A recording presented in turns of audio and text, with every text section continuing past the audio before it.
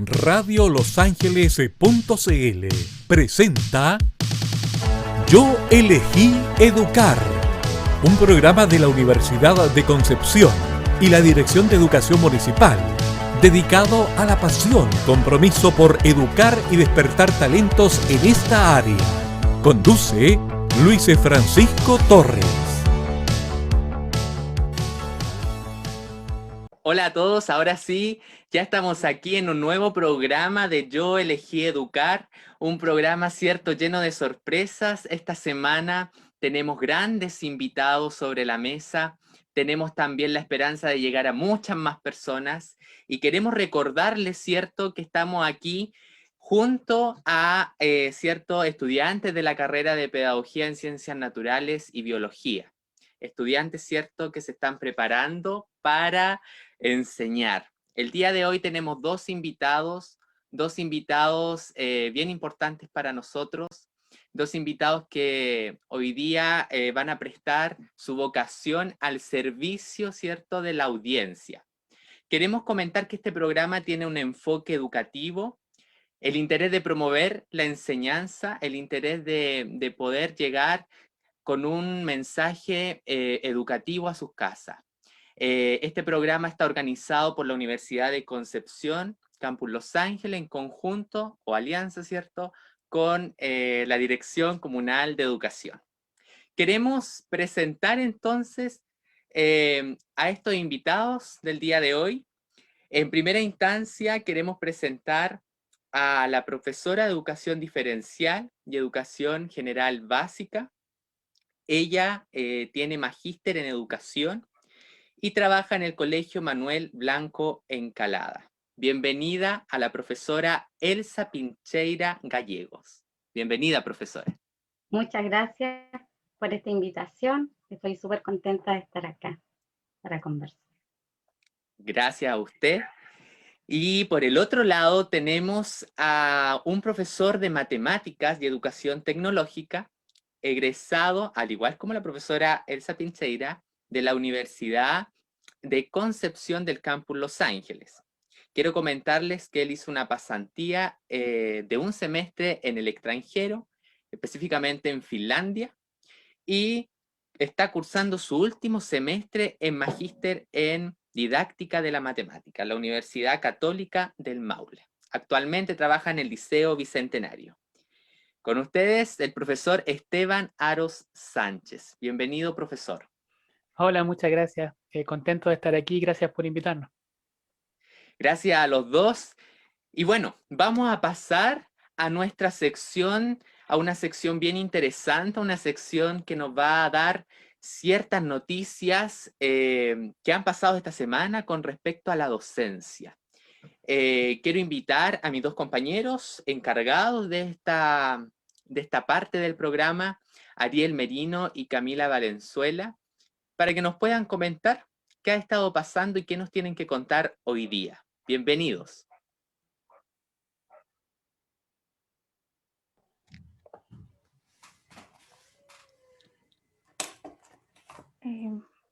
Hola, ¿cómo estás?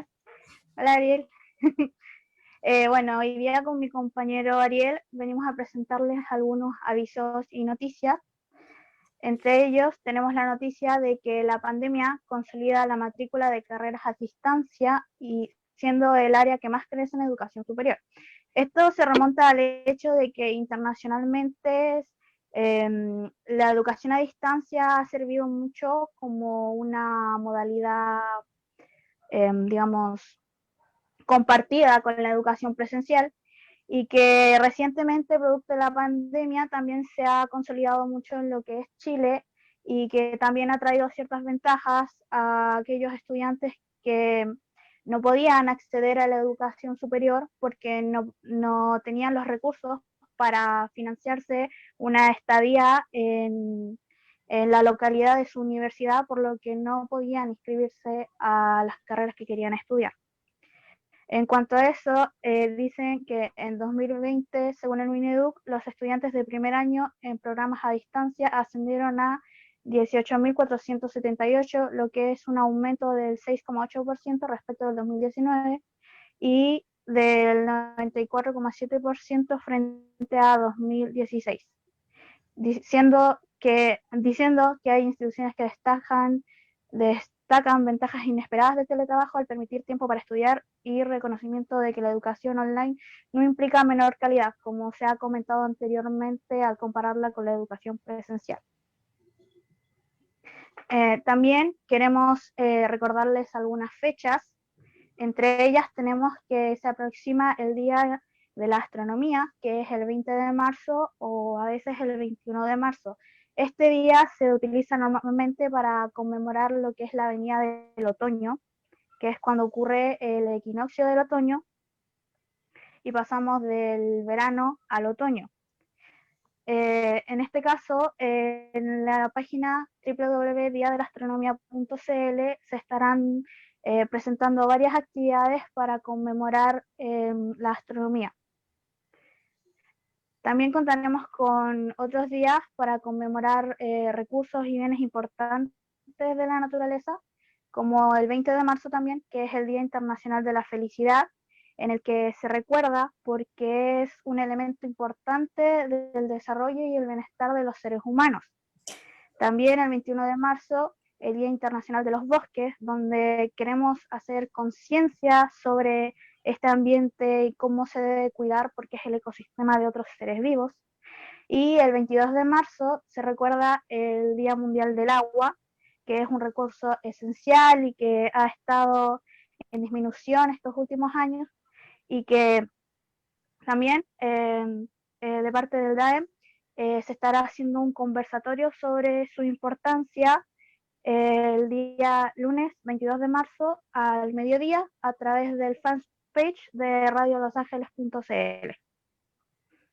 Ahora le voy a dar paso a mi compañero Ariel, que nos va a hablar sobre una importante campaña. Buenas tardes a todos. Hoy les vengo a hablar sobre una campaña. Soy la directora ejecutiva de la Fundación Educacional. Sobre una campaña que tiene la profesora Nadia Valenzuela, ganadora del Global Teacher Prize. Hace poco ella fundó, la redundancia, una fundación llamada Nadia Valenzuela, que se enfoca principalmente en apoyar el sistema educativo tradicional y también en desarrollar habilidades y pensamientos científicos en niños y niñas de nuestro país. Esto a través de cajas educativas con diversas temáticas que se reparten a niños de contextos vulnerables con actividades del área de las ciencias. Ahora mismo, la fundación, como les decía, que lleva poco tiempo, quiere enfocarse en otra de las grandes problemáticas que tenemos en Chile, y es en los alumnos que no cuentan con acceso a Internet en esta época que estamos con toda la educación a distancia. Lo que quieren hacer es llegar con materiales educativos y en lo posible con tablets a niños que no cuentan con este acceso a Internet y poder hacerles llegar semanalmente material educativo a través de ellas. Ahora vamos con el video que nos envió la profesora para contarnos un poco más. Hola, soy la directora ejecutiva de la Fundación Educacional Nadia Valenzuela y el día de hoy estoy acá para invitarte a que seas partícipe de una campaña solidaria que estamos implementando en la Fundación y que consiste con llegar a aquellos niños que se encuentran alejados de la ciudad y en situación de vulnerabilidad social con útiles escolares. Espero que te unas a esta hermosa iniciativa que va en directo beneficio de aquellos niños con menos recursos. Un abrazo.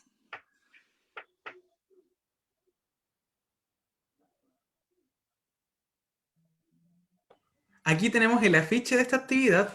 Les comento que es para que ustedes puedan ser socios cooperadores de la fundación y así puedan también ser de apoyo en el proceso educativo desde casa para los niños y entregarles cajas con útiles escolares y objetos tecnológicos.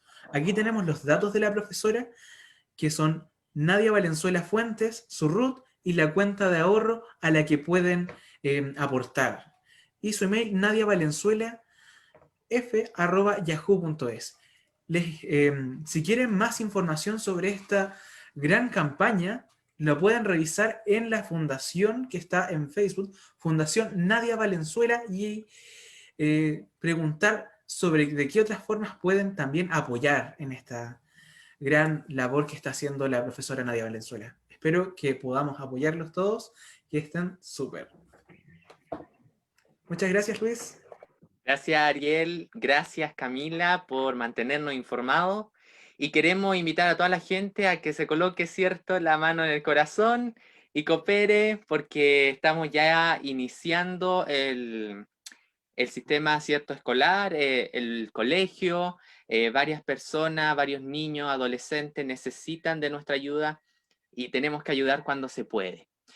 Bien, ya entrando a la conversación en donde queremos sacarles el jugo a nuestros invitados, quiero comenzar, porque los programas anteriores comencé por otras partes, quiero comenzar desde esas dos personas, desde Elsa y Esteban, cuando fueron niños, cuando en algún minuto se les pasó por la mente estudiar esta carrera que de cierta forma demanda mucha emoción, mucho trabajo. ¿Cómo fue? ¿Cómo fue esos primeros pasos, esa primera sensación de querer hacer esta tarea? Vi por ahí un resumen de los dos y voy a partir preguntándole a la profesora Elsa, ¿cómo fue esa parte? Vi por ahí y coincidimos en algo, que ese querer también fue motivado en una parroquia a la cual yo pertenezco hoy en día, y es bien emocionante que existan esas experiencias. ¿Cómo fueron esos primeros pasos, profesora? Muy hermosa, la verdad, mi experiencia. Mi vocación nació siendo catequista en la parroquia San Juan Bautista desde los 14 años. Ahí descubrí yo que me gustaba mucho enseñar. Y era un trabajo tan hermoso el que se realizaba en aquella época, porque con esa edad tan corta nosotros planificábamos, preparábamos material para los niños, para el día de la catequesis, y siempre poniéndole todo el amor pues, para que saliera bien, haciendo todo con mucha entrega. Y yo creo que desde esa edad yo ya sabía que lo que quería estudiar. De hecho, hasta los 23 años que estuve trabajando en la parroquia, en catequesis, fue así. En mi época universitaria igual seguía haciendo catequesis, el tiempo que me fue posible. Después ya me dediqué 100% a los estudios. Qué bonito en realidad escuchar que desde algo tan común como ir a una iglesia, pertenecer, ¿cierto?, se efectúe como una especie de magia en el interior para poder dedicarse a ser profesora. En el caso del profesor Esteban, ¿cómo fueron esas primeras emociones para querer ser profesor? Bueno, en mi caso no fue tan ideal como cuenta la profesora. La verdad, yo iba por otra carrera del área de la salud y tuve un pequeño problema al ingresar, no me dio, honestamente. Pero ese mismo año en que yo frustrado, ¿cierto? Porque no había podido alcanzar y me metí a estudiar pedagogía, dije yo, que también me gustaba, pero no era como el punto ideal que tenía. Me enfermé ese año, tuve que realizarme exámenes y me di cuenta que le tengo un terror a las agujas, a la sangre, a todo el tema que tiene que ver con salud. Entonces, era más que nada un cuento mío de porfía, ¿cierto? De inmadurez. Y ya estando dentro de la carrera, también tengo una experiencia parecida a la profesora en la iglesia en la cual participo. Realizamos lo que se llama escuela dominical.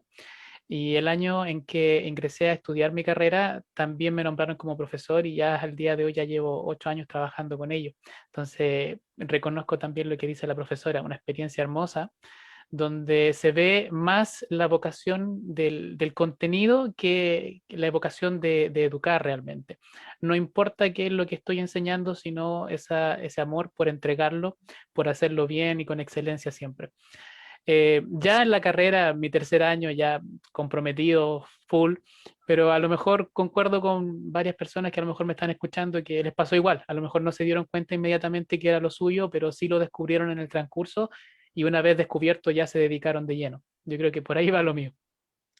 Que igual de emocionante y sorprendente ver cómo se adquiere ese, a lo mejor no esa vocación desde un principio, como pasó con el profesor Esteban, pero sí se adquiere esa emocionalidad, ese amor por esta tarea.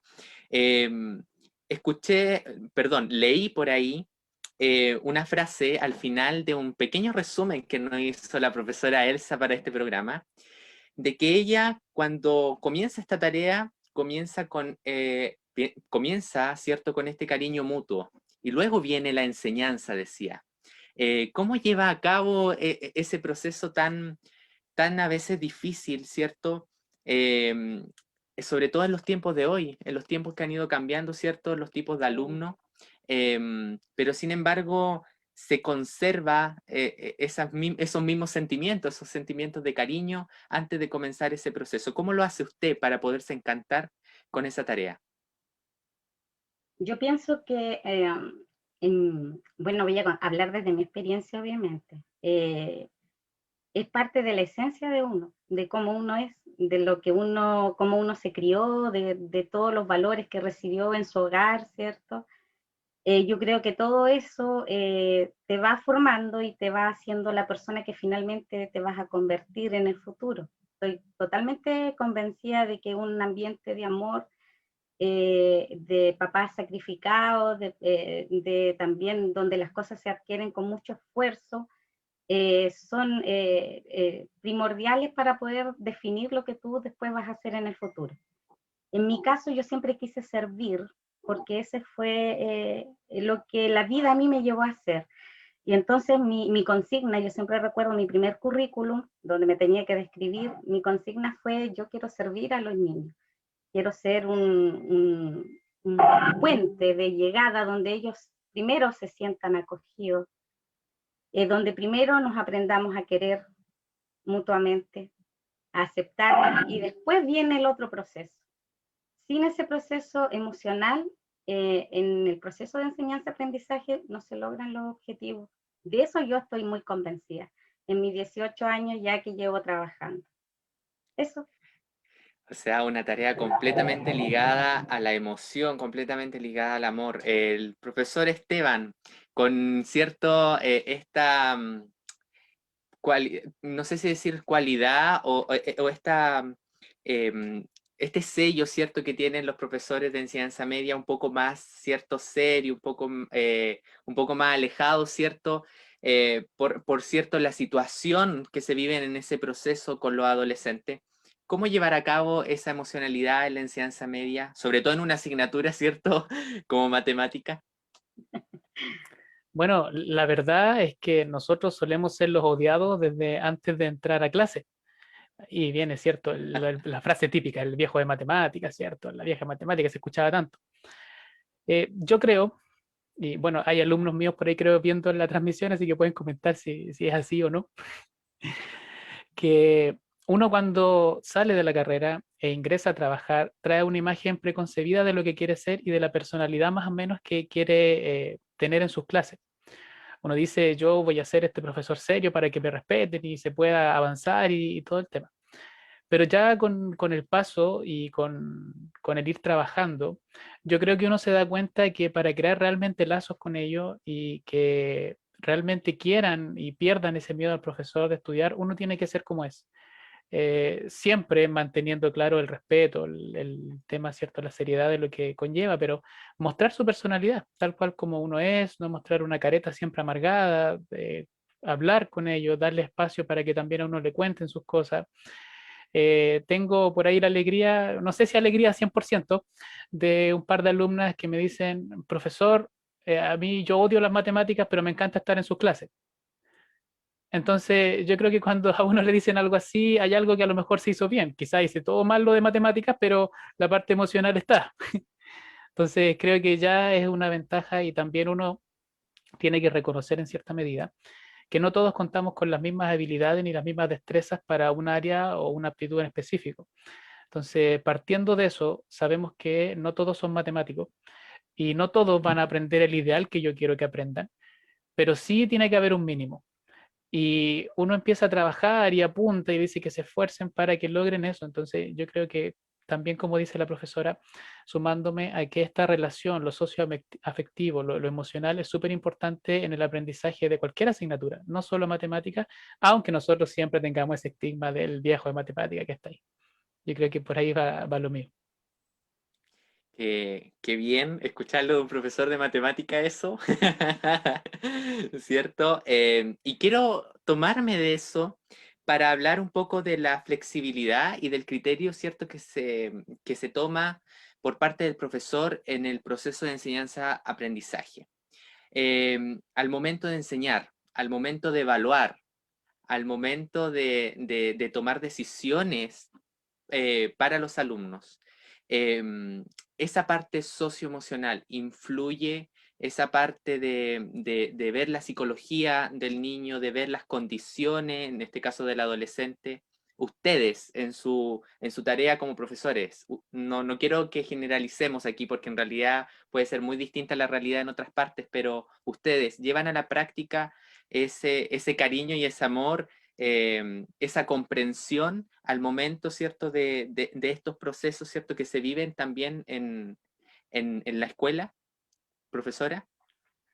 Hoy esa es mi lucha, po, de todo mi trabajo. Las profesoras diferenciales somos las que estamos ahí siempre presentes para que nadie se olvide de considerar las características individuales de cada alumno, no solamente de los que en este caso pertenecen a los programas de integración educativa, sino también de todos los niños que están dentro del aula. Finalmente nosotras aprendemos a conocerlos y a relacionarnos con todos. Entonces, el evaluar, el enseñar, tiene que pasar por un tema de afecto y de comprensión. Yo no veo que pueda ser separado, no lo veo, porque además que la evaluación ha ido cambiando también, conforme los tiempos van avanzando, los conceptos de evaluación que conocimos nosotros hace muchos años atrás, ahora ya son mucho más flexibles y mucho más, ¿cómo se dice?, pertinentes a las realidades educativas de cada comunidad educativa y de cada niño desde ese punto de vista. Ahora ya se puede flexibilizar más. Eso a mí me ha dado mucha alegría porque eso permite que mis alumnos puedan acceder también a los aprendizajes.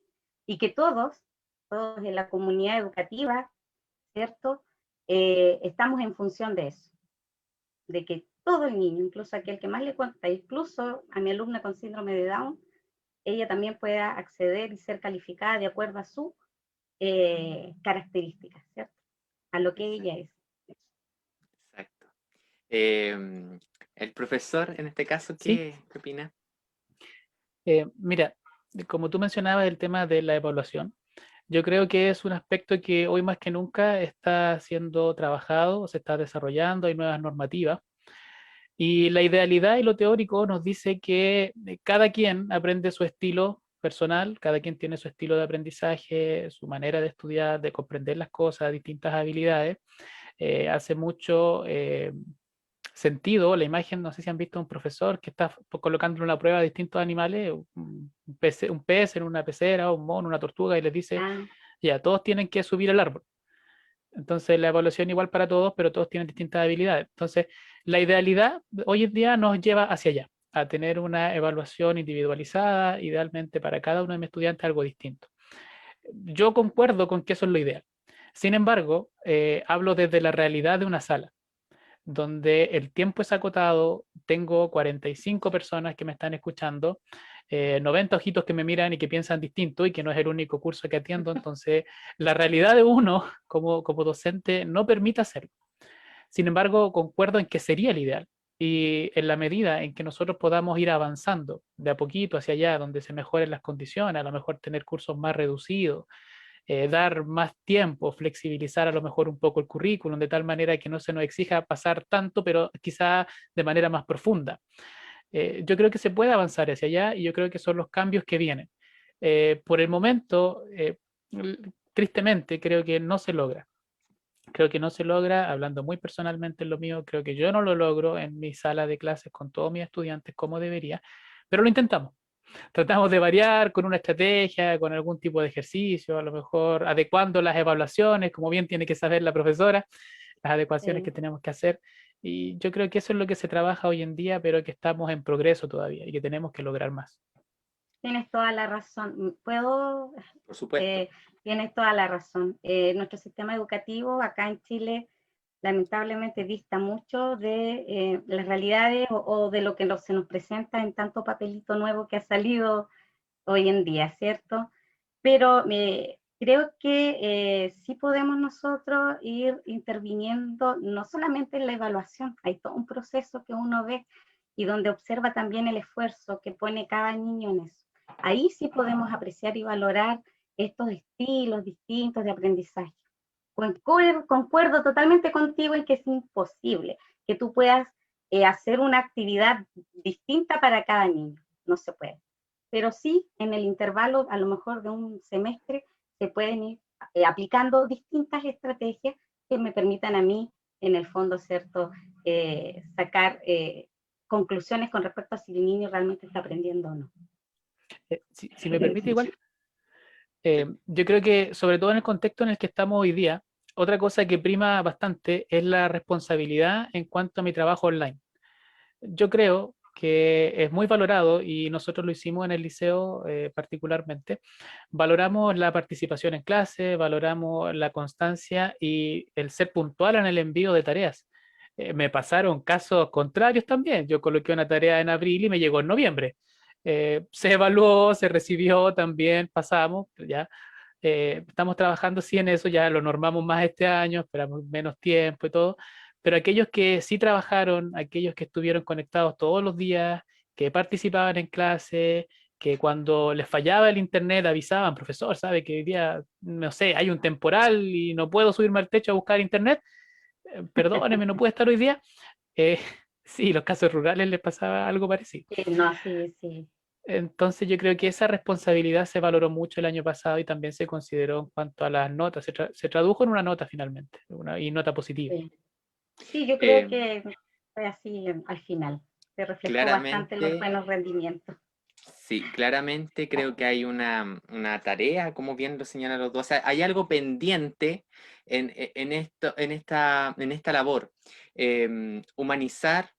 Humanizar el sistema, yo creo que más que humanizar, ¿cierto?, a los docentes, yo creo que los docentes son humanos y tienen sus sentimientos para los alumnos, los chicos se ganan el cariño fácilmente. Sin embargo, el sistema no apaña esa parte, ya no protege esa parte, va arrasando con miles de cosas. Y quiero tomarme de ese punto de escucha, de ese trabajo colaborativo que se da en las comunidades, porque creo que es primordial, sobre todo, lo hablo más por el profesor Esteban, yo que estoy estudiando también para educación media, creo que es fundamental en esas situaciones la etapa de la inclusión, ¿cierto? El dejarse ayudar, sobre todo por personas especialistas en el tema, porque en la formación inicial, creo, y esto es una opinión personal mía, creo que hay un déficit en eso también, ¿ya? Creo que excluimos mucho al profesor de las diferentes realidades. A lo mejor estandarizamos mucho la realidad de los estudiantes, generalizamos mucho y nos enfocamos en un tipo de estudiante. No sé si concuerda conmigo, profesora Elsa. Por supuesto, pues sí, yo también estuve en pregrado y aunque fue una experiencia bonita porque yo estudié en ese tiempo en las carreras de la infancia, uno sale con mucha teoría, pero cuando tú empiezas a trabajar, ¿cierto? Tú te das cuenta que todas esas planificaciones que te tocó hacer, que después a los 2 años se cambió todo de nuevo, el ministerio mandó otros planes y programas y otra vez aprender a cómo se hacía con eso. Y así ha sucedido en todas las áreas de la educación. Entonces eso no ha facilitado realmente nuestro trabajo para nada, todo lo contrario, nos entorpece. Fíjate que nosotros somos el país que tiene más objetivos de aprendizaje me parece que, no sé si de esta parte de Latinoamérica, pero si nos comparáramos con otros países donde la educación sí ha sido efectiva, 4 objetivos por asignatura a 25 que tenemos nosotros realmente. Ahora el ministerio ha hecho grandes empeños, digamos, por tratar de flexibilizar ahora en este proceso que estamos viviendo, ¿cierto? Y de empequeñecer este currículum, pero es que realmente en la práctica tampoco da mucho resultado. Fíjate que él hablaba de una realidad de conexión donde los alumnos se excusaban porque no se pudieron presentar, qué sé yo. En mi área, o sea, en mi trabajo, donde yo estoy en mi escuelita, la mayoría de los niños no tenía cómo conectarse. No tenía. O sea, habían 100 niños que podían y 400 que no. Entonces, imagínate el trabajo que eso demandó. Ahora este año por lo menos ha cambiado un poco, porque ya he visto que parece que los papás han hecho muchos esfuerzos por conseguir internet, por conseguir equipos, y ya se ve que hay mayor cantidad de niños conectados. Así es que eso. No sé si me salí de la pregunta, No, parece que está bien. yo soy un poquito como que... Sí, y Bueno, hablando de ese mismo sistema, en realidad, es que a lo mejor está pidiendo cosas muy... no, a ver, no le llamemos difíciles de alcanzar, porque a veces como que es como una... inhabilitamos de cierta forma la capacidad de la persona para poder hacerlo. No, el tema es que estamos alejados de la realidad, que eso es peor.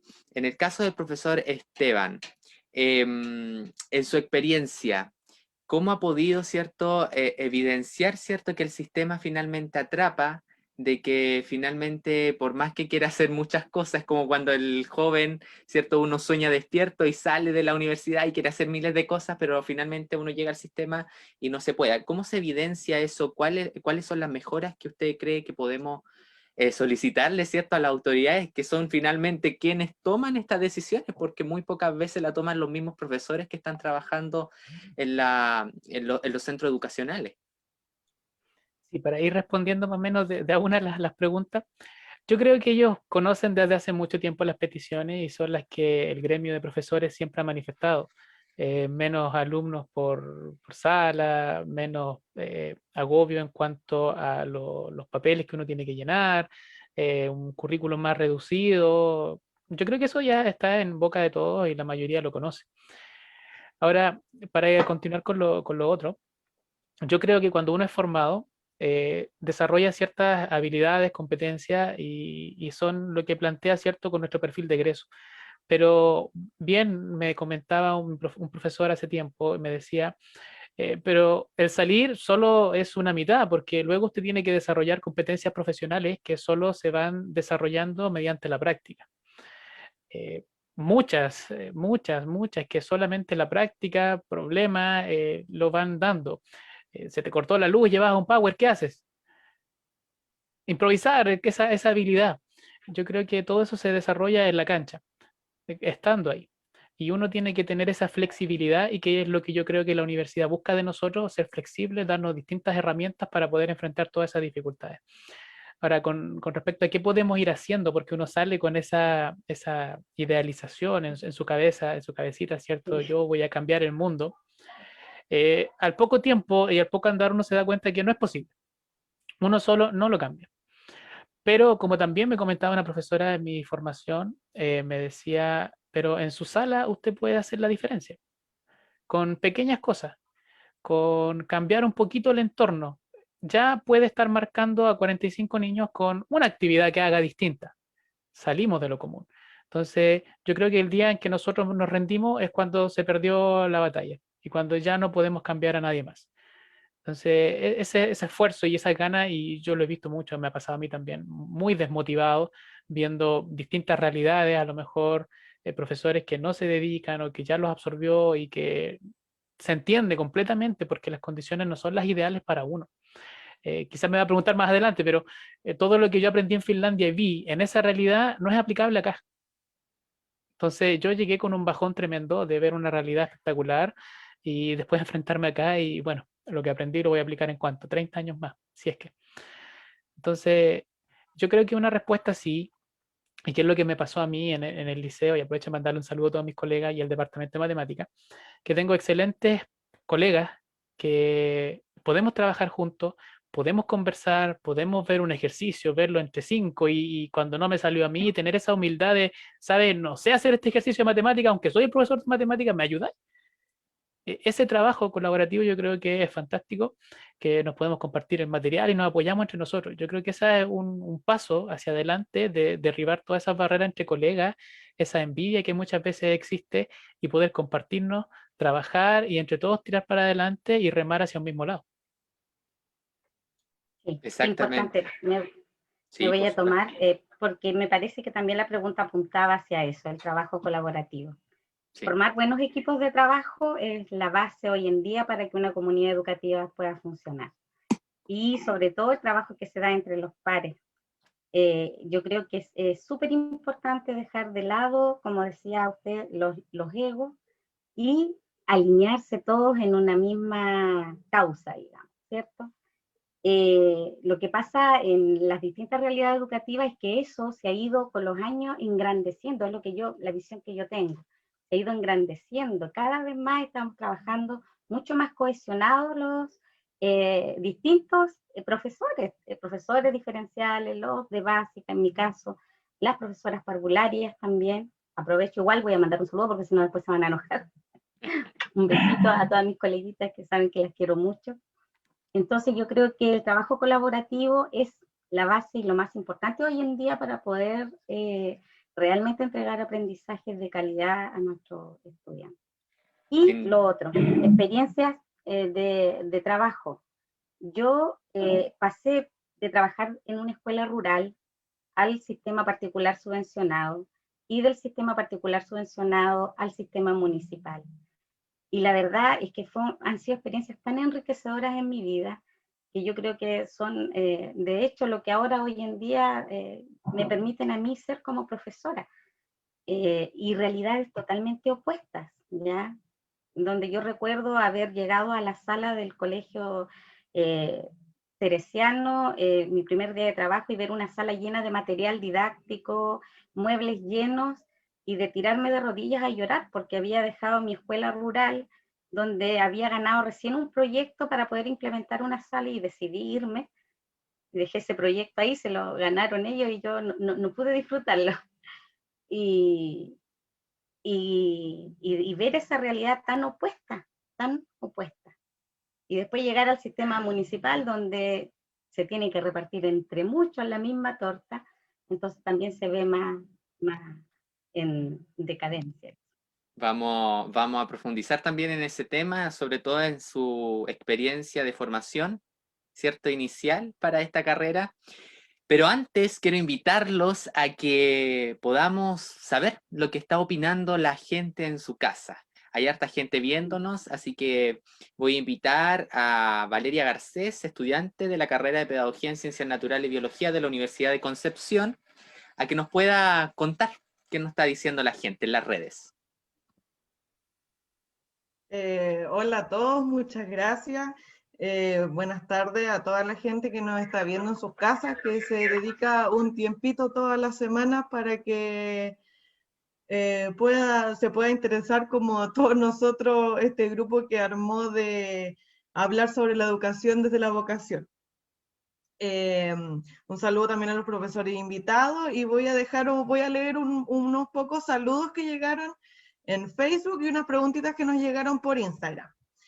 En Facebook tenemos, por ejemplo, un saludo, me imagino que a la profesora, porque dice: mami, te quiero mucho, eres la mejor profesora, soy Renata.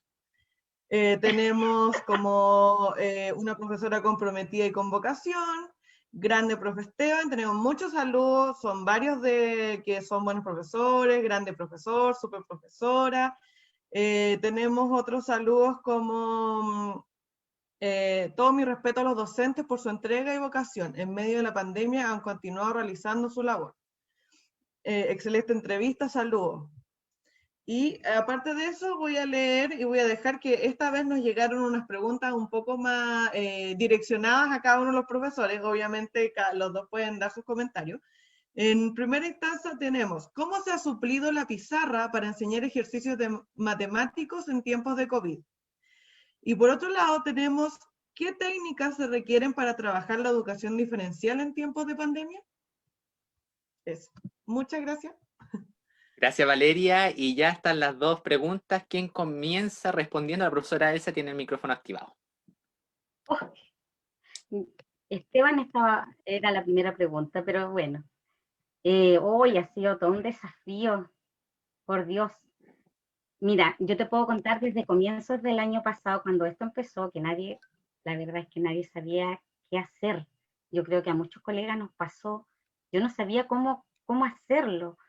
No sabía hacer bien PowerPoint, no menos sabía meterme en las plataformas Zoom, cómo grabar un video.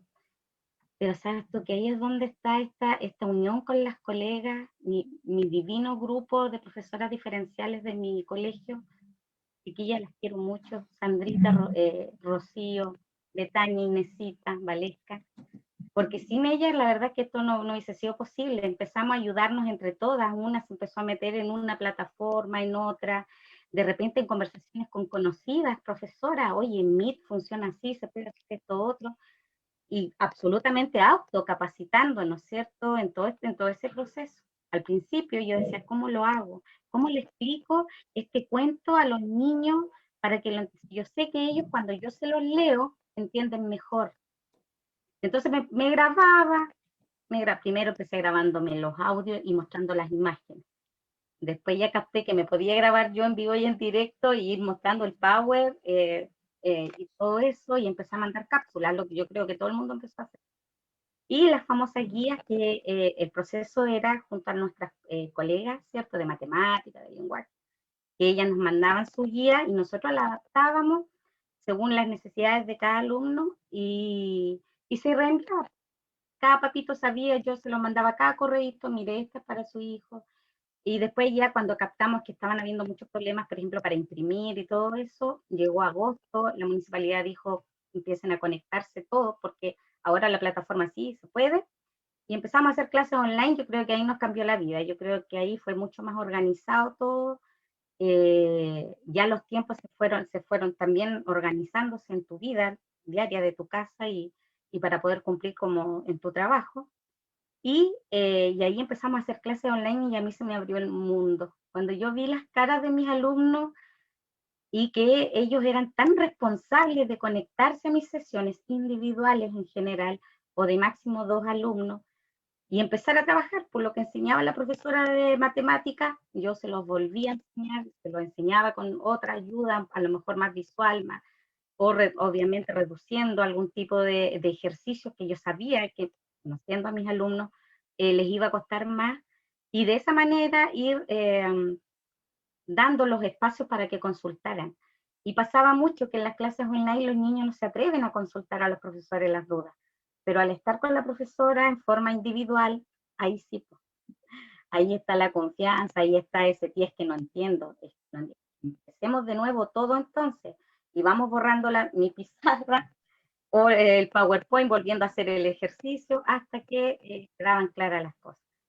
Eso es lo que uno sentía. Ahora en la práctica, ustedes saben, o en la realidad de cada hogar donde estaba ese niño o niña, uno la verdad es que ahí no puede decir más. Pero esa era mi forma de trabajar, mucho contacto con los papás, por WhatsApp, por teléfono, llamadas, y por los correos, entregando informes. Mi pega la pega a todas las profes diferenciales, de mucha burocracia en cuanto a papeleo, demasiado. Yo creo que eso nos quita mucho tiempo muy valioso para poder realmente preparar buenas clases. Pero yo creo que este año en pandemia nos permitió poder hacer mejores clases y dejar estos papelitos que nos quitan tanto tiempo de lado y poder dedicarnos bien, al menos al mismo. Y cada día aprendiendo, porque cada día vamos aprendiendo. Tengo una colega que es seca para hacer cosas en PowerPoint, entonces ella nos comparte, y prontito le vamos a pedir una capacitación para que nos enseñe a hacer cómo se mueven las cosas en el Power, y eso. Qué bien, profesora, qué bien que al fin y al cabo se pudo hacer algo, ¿ya? aunque muchas personas, y esto ya, porque a mí no me gusta personalmente cuando dicen los profesores no hicieron nada, como tildaron alguna vez por ahí, creo que la realidad es bastante distinta. Creo que la realidad se hizo mucho más pesada porque tuvo que ser un trabajo mucho más personal con cada estudiante. Ya a lo mejor si el profesor tuviera, no sé, 5 alumnos por día como lo tiene un doctor, a lo mejor podría hacerse un trabajo mucho, mucho mejor, pero son a veces 30, 40 por sala. Entonces, creo que ahí hay que pensar también las cosas y es muy importante lo que dice la profesora Elsa. Se aprendió a llevar esta nueva metodología, pero también se extraña esa emocionalidad, ¿cierto? De querer saber la realidad de los estudiantes. Ahora, en ese mismo hilo, al profesor Esteban, la pregunta que le hicieron sobre la pizarra, cómo manejarla, ¿cierto? Sobre todo en una asignatura tan importante como matemática, que es esencial en la pizarra. Sí, primero, igual que como lo hizo la profesora, saludo y destacar a dos de mis colegas de matemática, mi colega Andreita y don Jorgito. Ya les voy a contar por qué. Pero el departamento en general se lanzó a la piscina a hacer clases online con todo lo que teníamos y de distintas maneras. Ya voy a ir respondiendo la pregunta, utilizamos varios métodos. Pero como bien tú decías, el trabajo del profesor el año pasado fue más bien silencioso, yo creo. Y no se visualizaba mucho hasta el tiempo después.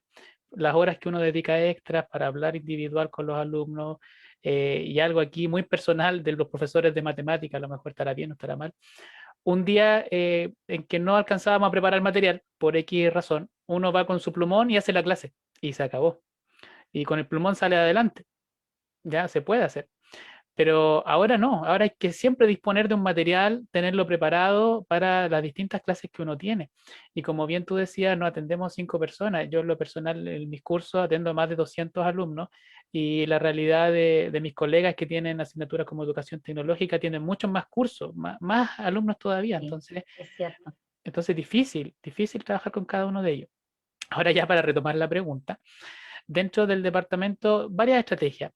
Uno, grabarse directamente frente a una pizarra y escribir.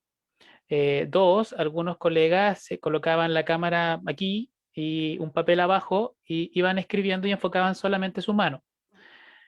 Otro, a través de PowerPoint, lo puede llevar construido, demora más. También empezaron a añadir ahora las tabletas digitalizadoras, con lo cual pueden rayar sobre un Word, sobre un PDF. Ahí tengo a mi colega Andreida que en un principio me decía, yo no me quiero meter ni con eso de la nube, ni con ninguna cosa de tecnología, y ahora la veo con su tableta y está haciendo las clases, compartiendo archivos por Drive, enseñándome plugins extras para los Excel que yo no manejaba. Y don Jorgito también, mi colega, uno de ya tiene hartos años de experiencia trabajando, que me acogió muy bien cuando llegué, me dio muchos consejos sabios, y cual le agradezco mucho. Él también grabarse y departiéndome diciendo de que se iba a lanzar, pero que necesitaba ayuda de todos, ahora en las reuniones de departamento diciéndonos en cuál de las dos cámaras me veo mejor. Espere, me voy a apagar esta cámara porque tengo esta otra y me cambio de cámara y me enfocan. Entonces, se ve ese progreso, esa dedicación. Yo creo que ahí está el nombre de este programa, la verdadera vocación. Sin importar la edad, dedicándose, tratando de hacerlo mejor.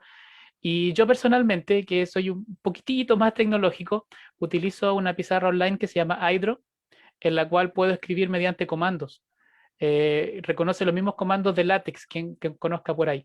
Por lo tanto, puedo escribir, por ejemplo, símbolos de sumatoria, de logaritmo, exponentes, todas esas cosas rápidamente, y con eso hago mis clases. Y ya haciéndome un poco de publicidad, si alguien lo quiere ver, lo puede ver en mi canal de YouTube también. Prof. Esteban, ahí hay un video de Hydro, si alguien lo quiere ver. No, ahora estoy dedicado más que nada a trabajar lo que es PSU con los chicos. Así que se ha logrado, y alternativas varias, y eso es lo bueno que yo creo que se logró en el departamento. Qué bien, qué alegría escuchar que después de un tiempo tan difícil como en la pandemia se pudo superar, ¿cierto?, la enseñanza en tantos estudiantes. Ahora, ese aprendizaje no vamos a saber hasta que ya los jóvenes o los adolescentes vuelvan a sus clases para ver si de verdad funcionó, no funcionó, si hay vacío, que es lo más probable, pero finalmente se está intentando y se está progresando, como escuché por el profesor Esteban, y eso es lo importante.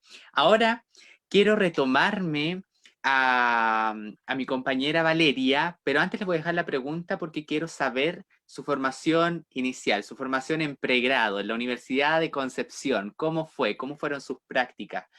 Ahí por ahí tenemos a alguien que fue a Finlandia, la profesora tuvo una experiencia increíble en la comunidad pehuenche, así que vamos a estar ahí atentos a esa respuesta, pero primero voy a darle el pase a Valeria Garcés nuevamente, que nos va a invitar a seguir las redes sociales, a seguir en contacto con nosotros. Valeria.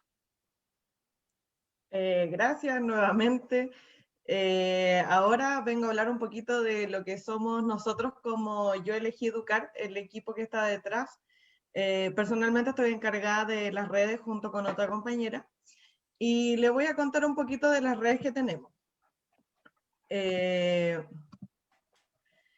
En primera instancia tenemos el Instagram de Yo Elegí Educar. Aquí nos pueden seguir, los invito a que nos sigan a Yo Elegí Educar. Semana a semana se publica quiénes son los profesores, más o menos de qué establecimiento vienen, de qué materias en clase, y siempre dejamos también una cajita de preguntas que son las que nosotros les transmitimos para que la gente pueda tener mayor contacto y pueda hacerle preguntas a los invitados. Después nosotros, igual que el profesor Esteban, tenemos un canal de YouTube.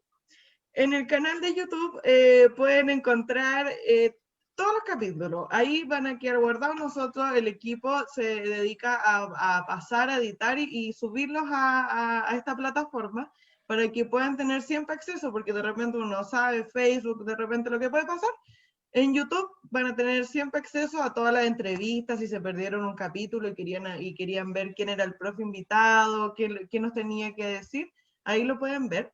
Y finalmente, por donde nosotros estamos ahora proyectando, que es el Facebook de Yo Elegí Educar. El Facebook funciona muy parecido al Instagram, vamos también publicando lo que viene semana a semana, y por ahí también si nos quieren hablar por interno, y yo siempre digo semana a semana que si nos quieren dejar preguntas para los invitados, sugerencias, comentarios, críticas hacia el equipo, hacia los temas a tratar, o si quieren que se trate algún tema en especial en nuestro programa, nosotros siempre estamos abiertos y somos bienvenidos a que cualquier persona nos deje sus comentarios y nosotros los vamos a traspasar a los invitados y al resto de la audiencia. Así que eso, muchas gracias, y volvemos con la pregunta que quedó pendiente que dejó Luis. Gracias, Valeria, y escuchamos la respuesta entonces. ¿Por quién comenzamos? Ya, no se peleen. Pregrado. Estábamos trabajando con la profesora Irma Lago, y yo no sé si ella seguirá en el campus Los Ángeles. Supe que había estado un poquito enferma, hace mucho tiempo que no la veo en realidad. Ella era nuestra impulsora, nuestra guía, nuestra alma mater, le decíamos nosotras, porque nos guiaba y nos enseñaba muchísimo. A las alumnas que demostraban mayor interés, ella siempre les enseñaba un poco más en su oficina, qué sé yo.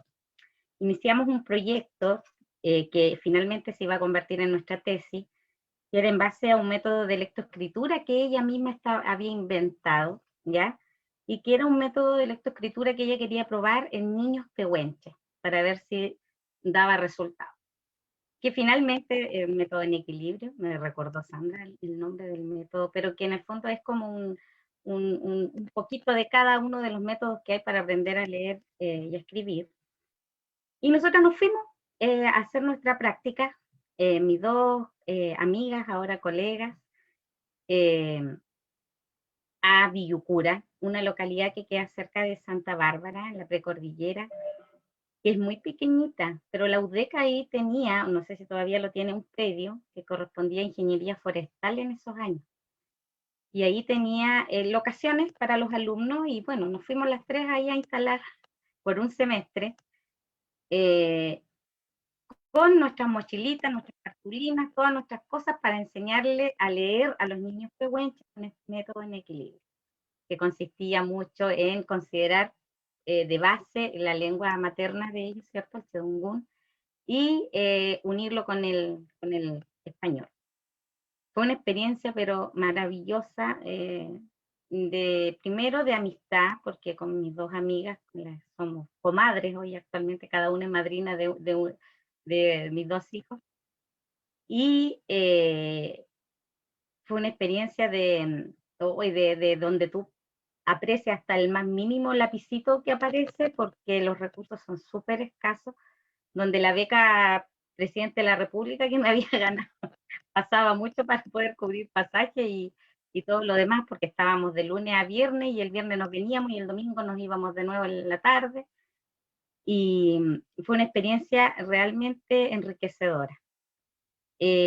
Nosotros no nos podemos olvidar de eso porque conocimos personas y gente súper importante en ese lugar, con los que no podía, de hecho ya no sé qué habrá pasado con todos esos alumnos pehuenches. Yo me imagino que volvieron a sus localidades, porque ellos venían del Alto Biobío a estudiar esta escuelita que tenía un internado donde ellos vivían ahí.